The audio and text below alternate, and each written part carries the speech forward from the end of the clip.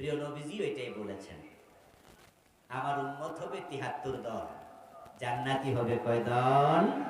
মাত্র এক দল। রাসূলের উম্মত ৭৩ দল। রাসূলের উম্মত বলতে কি হিন্দু বৌদ্ধ বোঝানো হয়?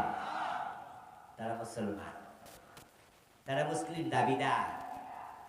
قال النبي صلى الله عليه وسلم تفترق أمتي على 73 ملة كلهم في النار إلا واحدة।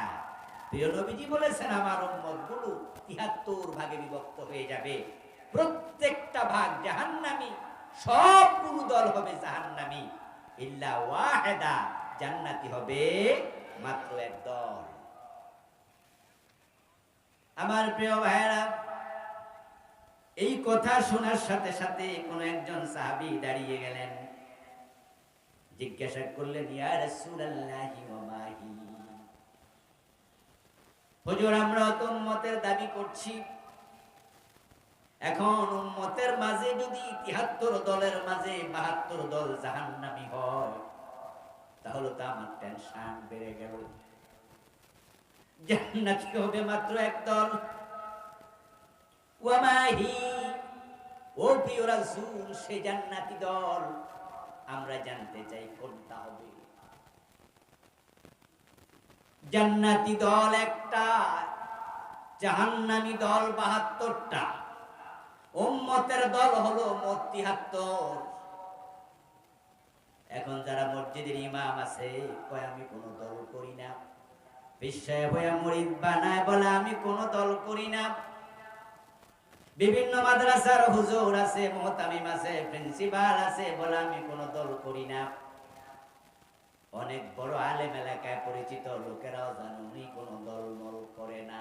রাসূল বলে আমার উম্মত ৭৩ দল, আরে হুজুরের কোন দলই নাই, এতে বোঝা যায় হুজুরের নাম উম্মতের ভিতরেই নাই। মুসিবত আছে না নাই? মুসিবত আছে, কিন্তু তিনি হুজুর হিসাবে বড়, কিন্তু রাসূলের উম্মতের ভিতরে তার নাম। যারা জাহান্নামী ৭২ কাতার, তারাও কিন্তু উম্মতের ভিতর থেকে জাহান্নামী। আর হুজুর যেহেতু ৭৩ দলে নাই, তাহলে উনি রাসূলের উম্মতের তালিকাতেই নাই। ওই হুজুর মরলে বিপদ আছে কিনা? আচ্ছা, এজন্য আপনারা এখন থেকে আর এই কথা কইেন না যে আমি কোনো দল করি না। আর যে হুজুররা, যে আলেমরা এই কথা বলে, বলার পিছনে উদ্দেশ্য আছে, কারণ তারা জানে যদি আমি বলি দল করি না, তাহলে সকল দলের লোকদের হাদিয়া পাওয়া যায়। ক্ষমতা যারাই আসে তারাই কয় হুজুর যেহেতু কোনো দল করে না, তাহলে এই হুজুর আপাতত আমাদের জন্য কোনো সমস্যা না। তাই নির্দলীয় হুজুরদের বিরুদ্ধে কোনো মামলা হয় না, ওরা জেলে যাওয়া লাগে না। যে হুজুর দল করে না সে হুজুরের মুরিদের কমতি হয় না। যারা ইসলামী দলে থাকে, রাসূলের দলে থাকে, তারা বাড়িতে ঘুমাতে পারে না। আর যে হুজুরকে আমার কোনো দল নাই, ওই হুজুর খাইতে খাইতে পেট এত বড় হয়, সে আঙ্গুল দিয়ে পেট চুলকাইতে পারে না, ঘাড় এত মোটা হয়ে যায়, সকল দলের লোকেরা ফুলের মালা নিয়ে গিয়ে যায়, উনি সুবিধাবাদী হয়। আর এই সুবিধাবাদীরা রাসূলের দলে থাকতে পারে না, ওরা কফাল ফোড়া, কফাল ফোড়া। আরেকটা সমস্যা আছে, সমস্যা হচ্ছে এই যে হুজুর বললাম আমি কোনো দল করি না, বা আপনারাও জানেন যে হুজুর কোনো দল করে না, যখন মানুষ মারা যায় তখন কবরে রাখার সময় একটা দোয়া আছে, বিসমিল্লাহি ওয়া আলা মিল্লাতি রাসূলিল্লাহ। এই দোয়াটা কি বগুড়ায় আসেনি? আচ্ছা, আছে, তাহলে তাম পৃথিবীতে আছে, রাসূলের হাদিস থেকে তো। আচ্ছা, এই দোয়ার বাংলা অর্থ কি? আপনি যাকে কবরে দিচ্ছেন তাকে বলছেন বিসমিল্লাহি, আল্লাহর নামে, ওয়া আলা মিল্লাতি রাসূলিল্লাহ, এবং রাসূলের দলে। তাহলে কবরে দেওয়ার সময় আপনি বলতেছেন আল্লাহর নামে আপনাকে, তোমাকে রাসূলের দলে তুলে দিলাম। তো যেই হুজুর আজীবন কইছে কোনো দল করি না, এর জন্য নতুন দোয়া বানাইতে হবে না? এই দোয়া কোনার জন্য চলে? উনি তো বুক ফুলাইয়া দুনিয়ায় থাকতে বলতে পারেননি আমি রাসূলের দল করি। আর আমরা যারা রাসূলের দল করি, আমরা এমন ভাবে বলি মাহফিলে বলি, মসজিদের মিম্বারে বলি, মাদ্রাসায় বলি, ক্লাসে বলি, সব জায়গায় বলি, এই সত্য কথা বলাতে জেলে যেতে হলে জেলে যেতে রাজি হয়ে যায়, ফাঁসিতে ঝুলতেও রাজি হয়ে যায়।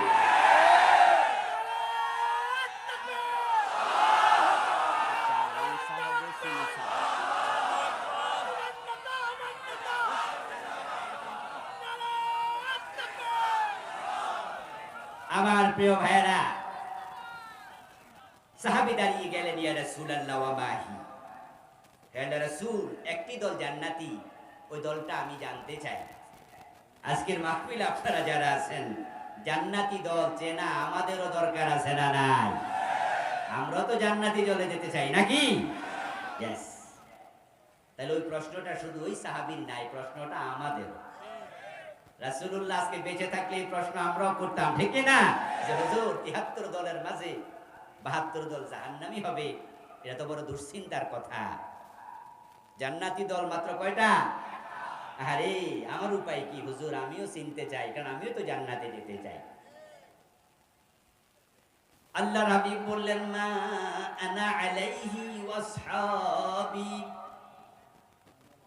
ও আমার সাহাবী শোনো, জান্নাতি দল মাত্র একটা, যে মত পথের উপর আমি নবী মুহাম্মদ এবং আমার সাহাবারা প্রতিষ্ঠিত আছি।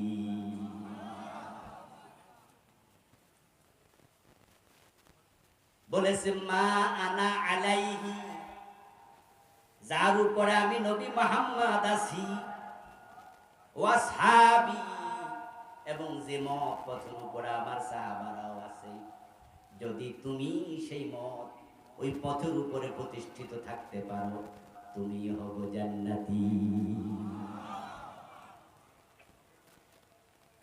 জান্নাতি দল তাহলে চিনলেন, যেই মত, যে পথের উপর রাসূল এবং সাহাবারা প্রতিষ্ঠিত।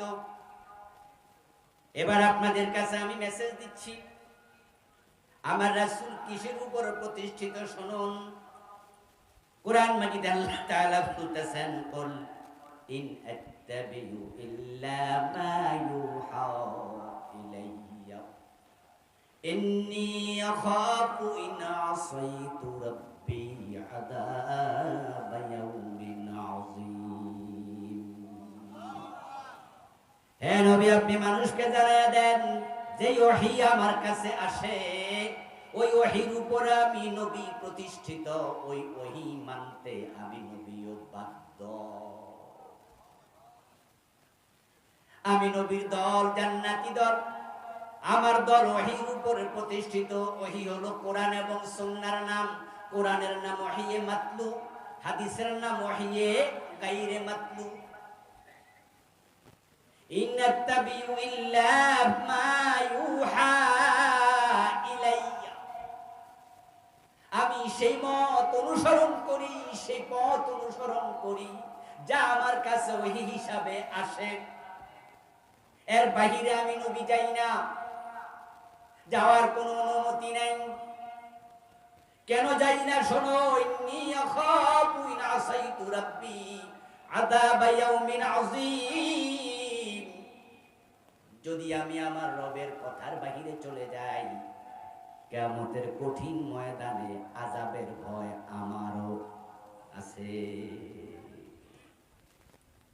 এই জন্য আমার দল কোরআন সুন্নাহর উপরে, ওহীর উপরে প্রতিষ্ঠিত।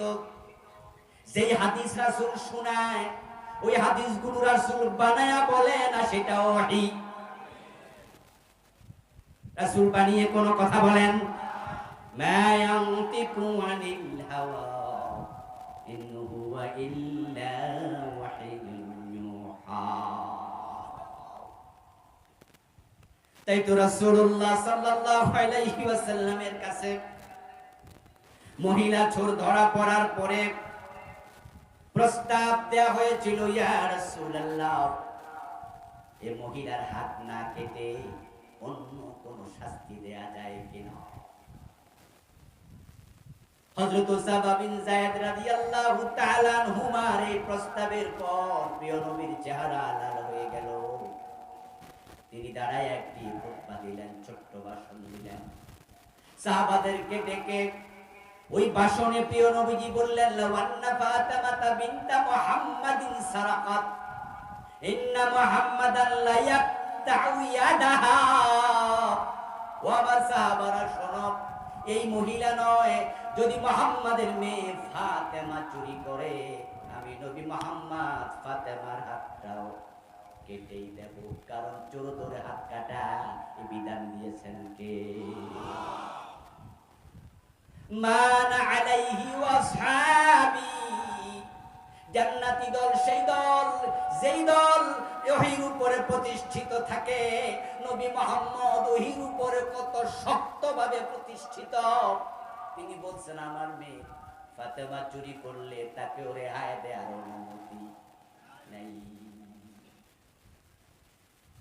এবার আপনাদের কাছে আমার প্রশ্ন, যে নবী আমাদের আদর্শ, নবী মুহাম্মদ ছাড়া আর কোন আদর্শ আছে? অন্য কোন মানুষকে আদর্শ মানা যাবে? This is Islam, this is Islam. Concept clear করতে হবে। বিভিন্ন জায়গায় ব্যানার দেখা যায়, ফেস্টুন দেখা যায়, লেখা থাকে অমুকের আদর্শের সৈনিক। বিশেষ করে যুবকেরা এগুলো লেখে, এবং বিগত 15টি বছর টেলিভিশনের মাঝে হাজার হাজার না লক্ষ লক্ষ বার প্রচার করা হয়েছে, অমুকের আদর্শের আলোকে বাংলাদেশ তৈরি করা হবে। ইভেন স্কুলগুলোতে যখন পিটি করা হতো, অ্যাসেম্বলি হতো, ওই অ্যাসেম্বলিতে পর্যন্ত এইভাবে দুই হাত সামনে নিয়ে ছোট ছোট বাচ্চাদেরকে শেখানো হয়েছে, তারা বলেছে অমুকের আদর্শের আলোকে বাংলাদেশ তৈরি করা হবে। আমরা দ্ব্যর্থহীন ভাবে বলছি, আমরা মুসলমান, আমরা নবী মুহাম্মদ ছাড়া কাউকে আদর্শ মানি না, মানতে পারি না।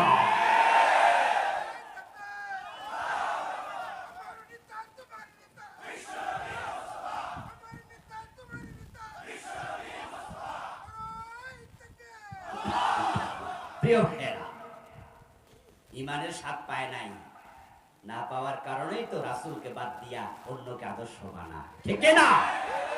ইমানের স্বাদ তারা পায়।